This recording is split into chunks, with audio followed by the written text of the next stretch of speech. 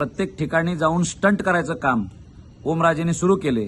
मी एकटाच किती काम करतोय आणि बाकीची जनता, बाकीचे प्रशासन, अधिकारी, मुख्यमंत्री, सरकार हे काहीच काम करत नाहीत, असा एक भाव त्यांच्या लोकांचा दाखवण्याचा सुरू आहे।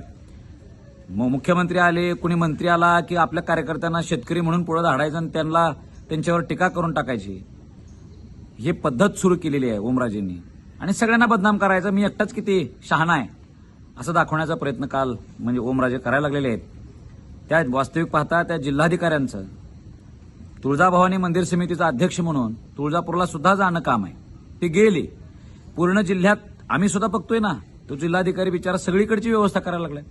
प्रत्येक प्रशासकीय लोकांना आदेश देऊन हे करून शेतकऱ्यांना अनुकूलता कशी होईल अशा प्रयत्न करायला लागलेले आहेत। आणि त्या जिल्हाधिकाऱ्यांना तुम्ही काल नाचले म्हणून तुम्ही असं प्रोपगंडा सुरू केला तुम्ही लोकांनी। अरे नाचले कुठं? त्या अंबाबाईचा कार्यक्रम होता, एक वयोवृद्ध माता अंबाबाईच्या तालावर ठेका धरत होती गाण्यावर आणि यांनी सुद्धा फक्त टाळ्या वाजवत वाजवत असं हे केलं।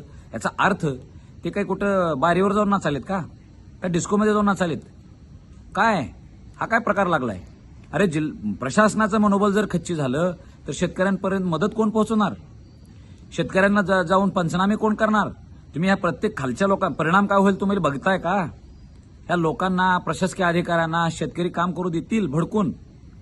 ओमराजेंनी स्टंटपणाच्या म्हणजे जे त्यांना लागलेल्या सवयी आहेत त्या सोडून द्याव्या।